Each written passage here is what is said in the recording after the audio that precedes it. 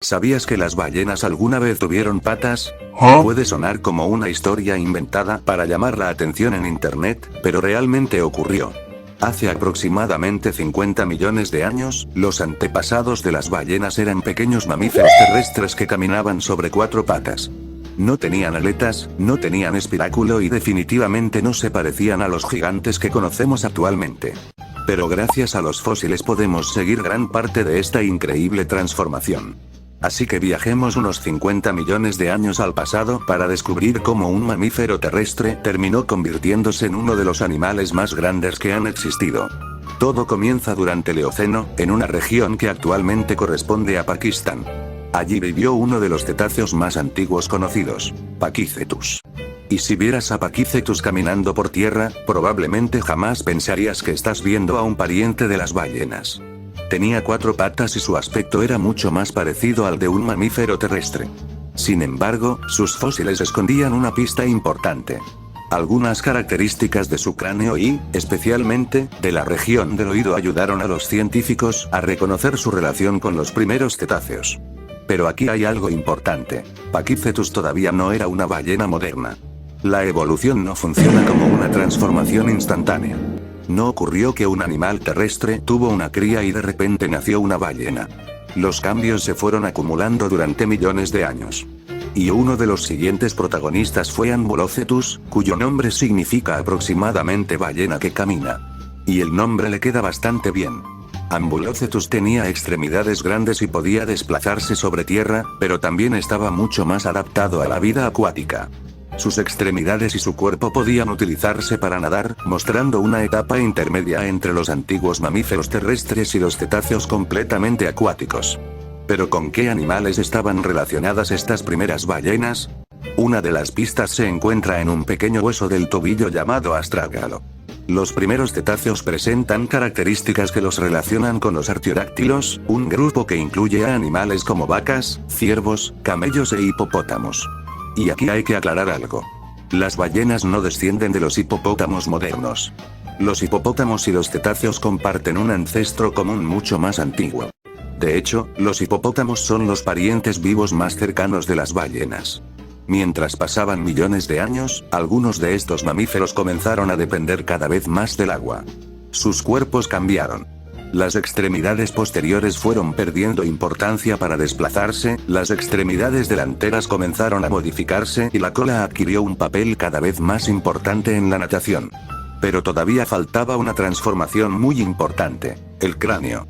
En los primeros cetáceos, las fosas nasales estaban en una posición mucho más parecida a la de otros mamíferos. Con el tiempo fueron desplazándose hacia la parte superior del cráneo. Este proceso terminó dando lugar al espiráculo de las ballenas modernas.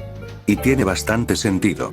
Si eres un mamífero que necesita respirar aire, pero pasas prácticamente toda tu vida bajo el agua, tener las fosas nasales encima de la cabeza resulta bastante conveniente. Puedes llegar a la superficie, respirar y volver a sumergirte. Pero quizá el ejemplo más espectacular de esta transición sea Basilosaurus. Basilosaurus era un cetáceo completamente acuático que podía alcanzar aproximadamente 18 metros de longitud.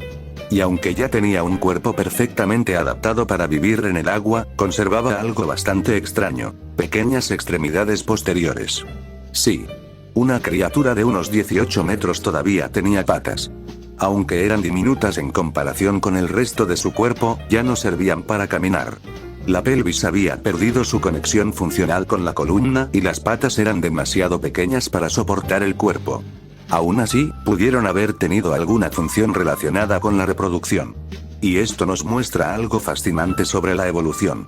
Cuando una estructura deja de ser necesaria, no necesariamente desaparece de inmediato. Puede reducirse, modificarse y permanecer durante millones de años. De hecho, si observamos una ballena moderna, todavía encontramos pistas de aquel pasado. Dentro de su cuerpo existen pequeños huesos pélvicos.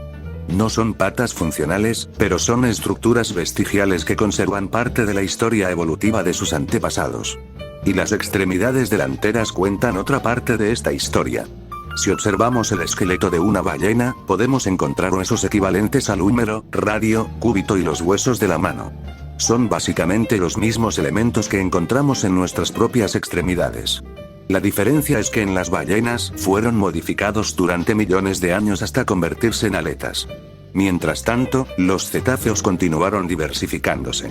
Algunos linajes conservaron dientes.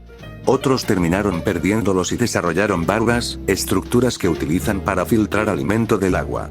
Así surgieron los dos grandes grupos de cetáceos que existen actualmente: los odontocetos, como delfines, orcas y cachalotes, y los misticetos, que incluyen a las grandes ballenas con barbas.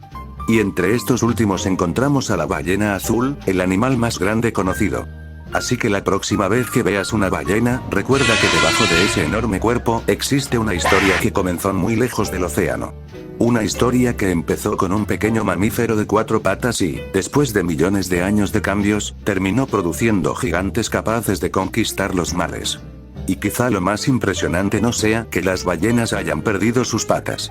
Lo impresionante es que todavía podemos encontrar las huellas de aquellas patas dentro de ellas. Porque la evolución puede transformar completamente a un animal, pero a veces deja pequeñas pistas de dónde comenzó todo.